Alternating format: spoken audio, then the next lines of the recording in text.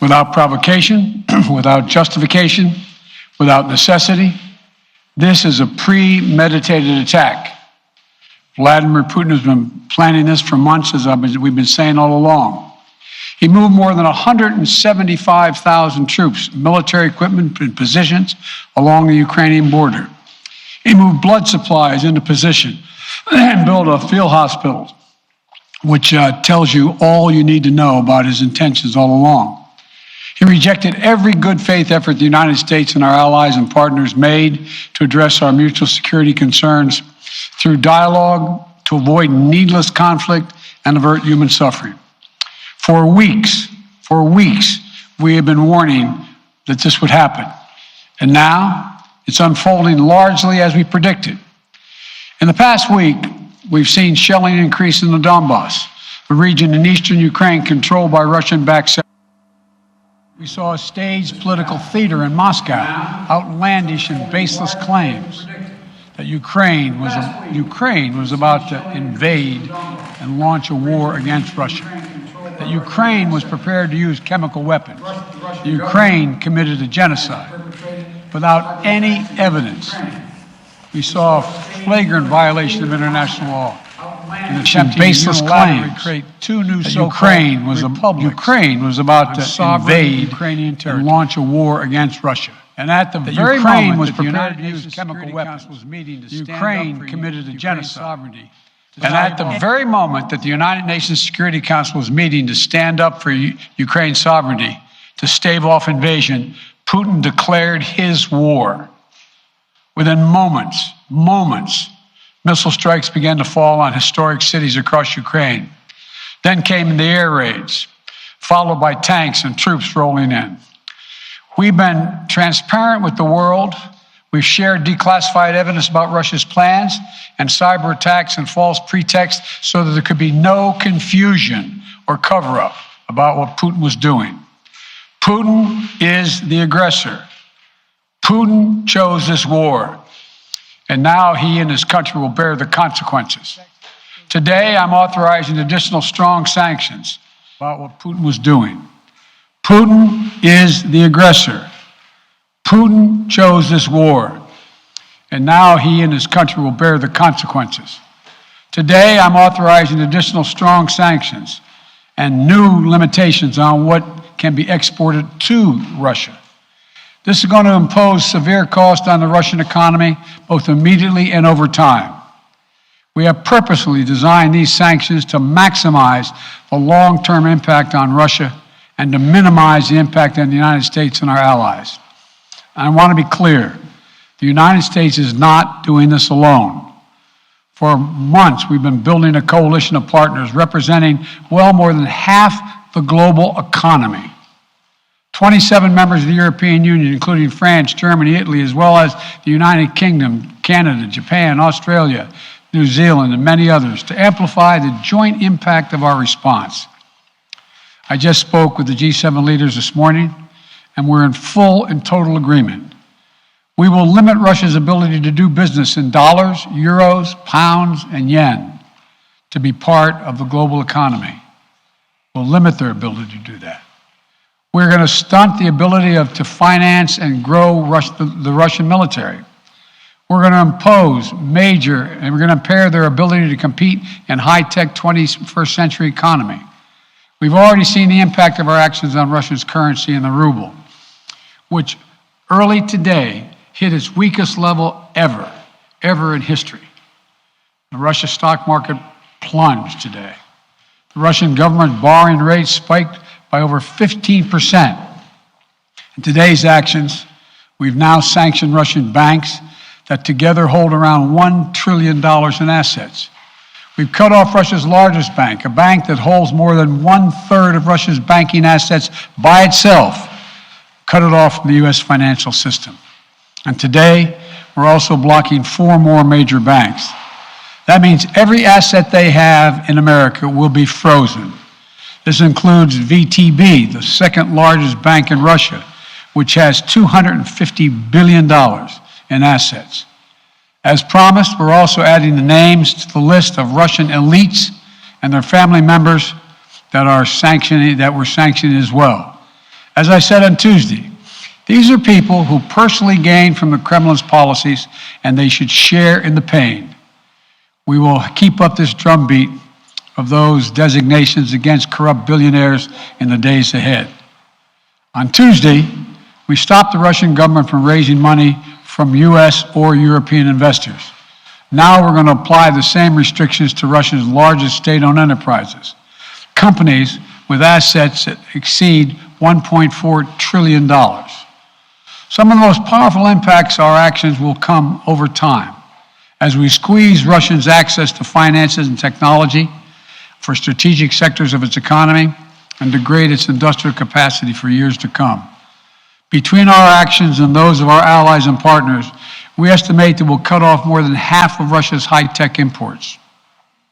It will strike a blow to their ability to continue to modernize their military. It will degrade their aerospace industry, including their space program. It will hurt their ability to build ships, reducing their ability to compete economically. And it will be a major hit to Putin's long-term strategic ambitions. And we're preparing to do more. In addition to the economic penalties we're imposing, we're also taking steps to defend our NATO allies, particularly in the East. Tomorrow, NATO will convene a summit. We'll be there to bring together the leaders of 30 allied nations and close partners to affirm our solidarity and to map out the next steps we will take to further strengthen all aspects of our NATO alliance. Although we provided over $650 million in defensive assistance to Ukraine just this last year, let me say it again. Our forces are not and will not be engaged in the conflict with Russia in Ukraine. Our forces are not going to Europe to fight in Ukraine, but to defend our NATO allies and reassure those allies in the East. As I made crystal clear, the United States will defend every inch of NATO territory with the full force of American power. And the good news is, NATO is more united and more determined than ever.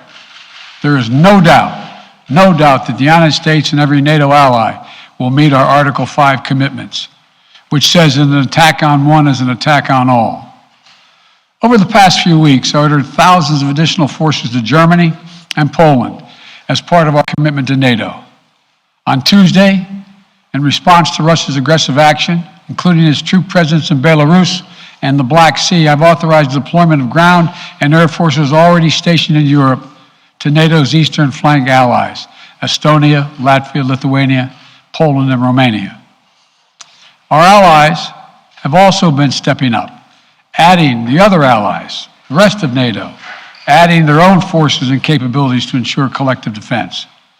And today, within hours of Russia's unleashing its assault, NATO came together and authorized and activated an activation of response plans. This will enable NATO's high readiness forces to deploy and when and where they are needed to protect our NATO allies on the eastern boundaries of Europe.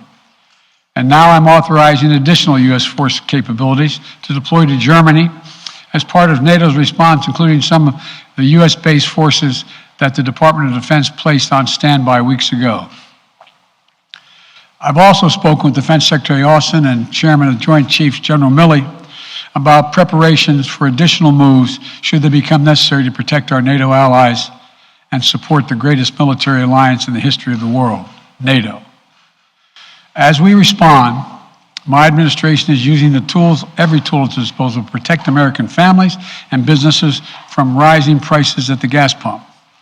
You know, we're taking active steps to bring down the cost, and American oil and gas companies should not exploit this moment to hike their prices to raise profits. You know, in our sanctions package, we specifically designed to allow energy payments to continue.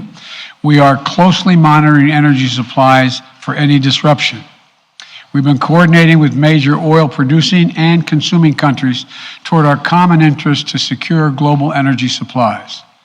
We are actively working with countries around the world to elevate collective release from the strategic petroleum reserves of major energy consuming countries.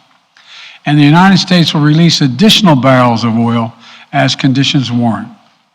I know this is hard and that Americans are already hurting. I will do everything in my power to limit the pain the American people are feeling at the gas pump. This is critical to me.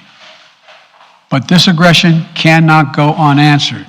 If it did, the consequences for America would be much worse. America stands up to bullies. We stand up for freedom. This is who we are. Let me also repeat the warning I made last week. If Russia pursues cyber attacks against our companies, our critical infrastructure, we are prepared to respond. For months, we've been working closely with the private sector to harden our cyber defenses, sharpen our ability to respond to Russian cyber attacks as well. I spoke last night to President Zelensky of Ukraine, and I assured him that the United States, together with our allies and partners in Europe, will support the Ukrainian people as they defend their country. We'll provide humanitarian relief to ease their suffering. And in the early days of this conflict, Russia propaganda outlets will keep trying to hide the truth and claim success for its military operation against a made-up threat. But history has shown, time and again, how swift gains in territory eventually give way to grinding occupations, acts of mass civil disobedience, and strategic dead ends. The next few weeks and months will be hard on the people of Ukraine. Putin has unleashed a great pain on them, but the Ukrainian people have known 30 years of independence. They have repeatedly shown that they will not tolerate anyone who tries to take their country backwards. This is a dangerous moment for all of Europe, for the freedom around the world. Putin has committed an assault on the very principles that uphold the global peace. But now, the entire world sees clearly what Putin and his Kremlin allies are really all about. This was never about a genuine security concerns on their part. It was always about naked aggression, about Putin's desire for empire by any means necessary, by bullying Russia's neighbors through coercion and corruption, by changing borders by force, and ultimately by choosing a war without a cause. Putin's actions betray his sinister vision for the future of our world, one where nations take what they want by force. But it is a vision that the United States and freedom-loving nations everywhere will oppose with every tool of our considerable power. The United States and our allies and partners will emerge from this stronger, more united, more determined, and more purposeful. And Putin's aggression against Ukraine will end up costing Russia dearly, economically and strategically. We will make sure of that. Putin will be a pariah on the international stage. Any nation that countenances Russia's naked aggression against Ukraine will be stained by association. When the history of this era is written, Putin's choice to make a totally unjustifiable war on Ukraine will have left Russia weaker and the rest of the world stronger. Liberty, democracy, human dignity, these are the forces far more powerful than fear and oppression. They cannot be extinguished by tyrants like Putin and his armies. They cannot be erased by from people's hearts and hopes by any amount of violence and intimidation. They endure. In the contest between democracy and autocracy, between sovereignty and subjugation, make no mistake, freedom will prevail. God bless the people of a free and democratic Ukraine. May God protect our troops. Associated Press, Zeke. So do you have any plans to speak with President Putin at this point? And what interactions have you had with the Russian government? I heard the first part. Do I have any plans to speak with Putin at this point, and what? What communications have you had with the Kremlin as far as military operations in Ukraine and making sure this does not spiral into a larger conflict? Well, it's a large conflict already. The way we're going to ensure it's not going to aspire to a larger conflict is by providing all the forces needed in the Eastern European nations that are members of NATO. NATO is more united than it's ever been, and I have no plans to talk with Putin. Wall Street Journal, Tarina. Mr. President, you didn't mention SWIFT in your sanctions that you announced. Is there a reason why the U.S. Isn't doing that? Is there a disagreement among allies regarding SWIFT and whether Russia should be allowed to be a part of it? The sanctions that we've proposed on all their banks have of equal consequence, maybe more consequence than SWIFT, number one.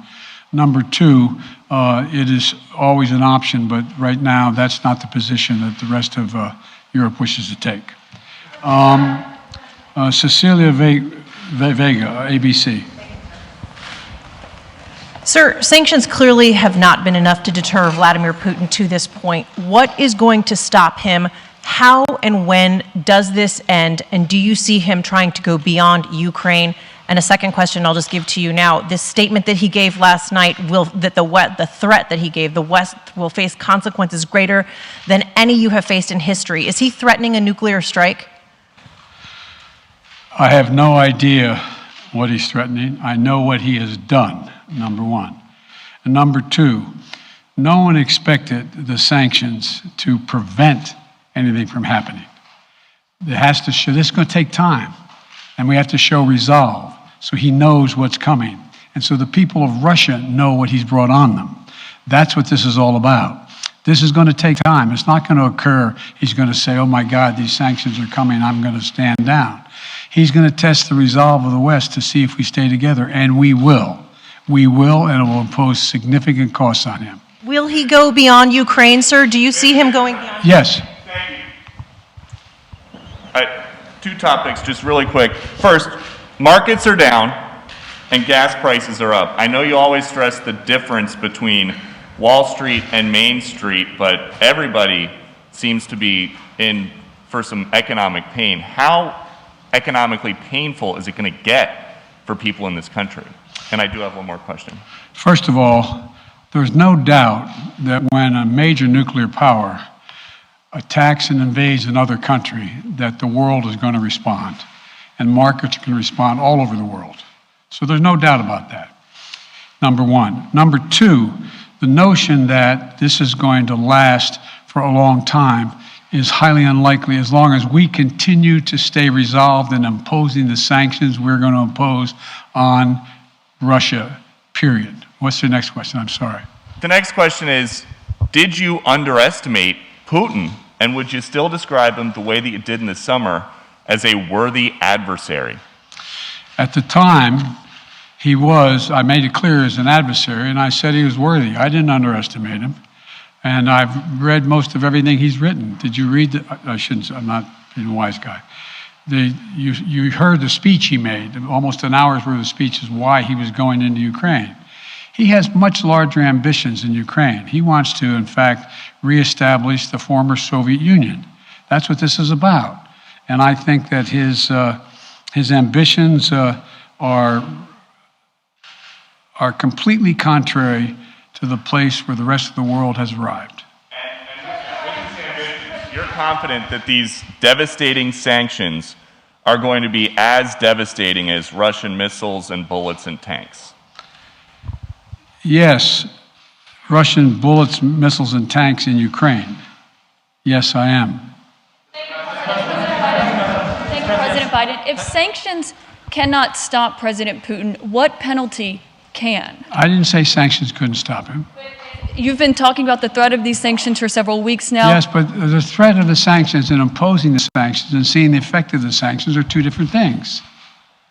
They're two different things. And we're now he's going to begin to see the effect of the sanctions. And what will that do? How will that change his mindset here, given he's because attacking it will so Ukraine weaken his country that he'll have to make a very, very difficult choice as to whether to continue to move toward being a second-rate power or, in fact, respond. You said in recent weeks that big nations cannot bluff when it comes to something like this. You recently said that the idea of personally sanctioning President Putin was on the table. Is that a step that you're prepared to take? And if not, it's not a bluff, it's on the table. Sanctioning President Putin? Yes. Why not sanction him today, sir? Mr. President? Why not sanction him today, sir?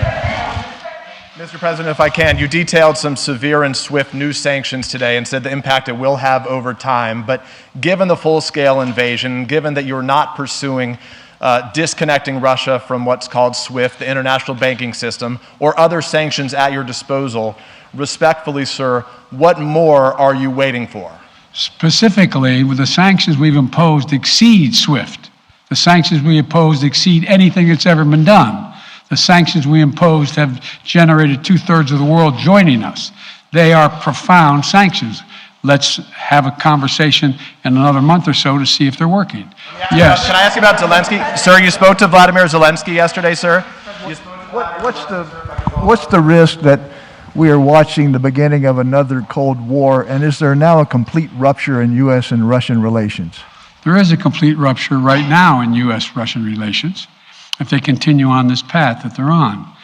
And in terms of a Cold War, that depends. You have the vast majority of the rest of the world in total opposition to what he's doing, from Asia to South America to Europe to around the world. And so it's going to be a cold day for Russia. The idea, you don't see a whole lot of people coming to his defense. And are you, if I could follow up, sir, are you urging China to help isolate Russia? Are you urging China to help isolate Russia? I'm not prepared to comment on that at the moment.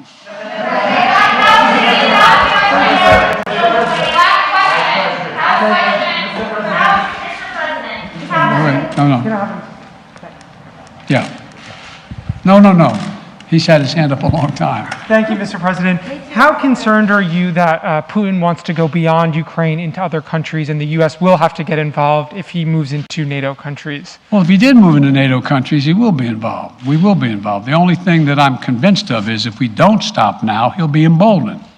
If we don't move against him now with these significant sanctions, he will be emboldened. Look, anyway. Can you talk anything more about your conversation? Mr. President.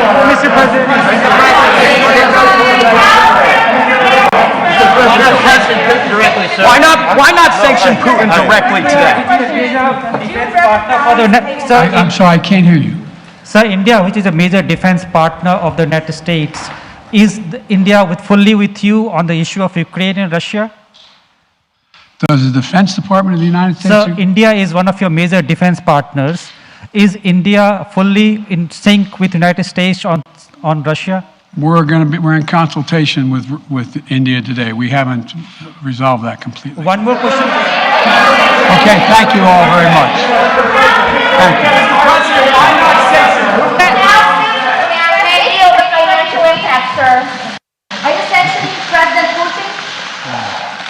ലോകത്തെവിടെയായാലും ഏത് സമയത്തും 24 വാർത്തകളും augmented reality പാക്കേജുകളും എക്സ്പ്ലെയിനറുകളും വിശദമായി കാണാൻ ഞങ്ങളുടെ YouTube channel നിങ്ങൾക്ക് subscribe ചെയ്യാം.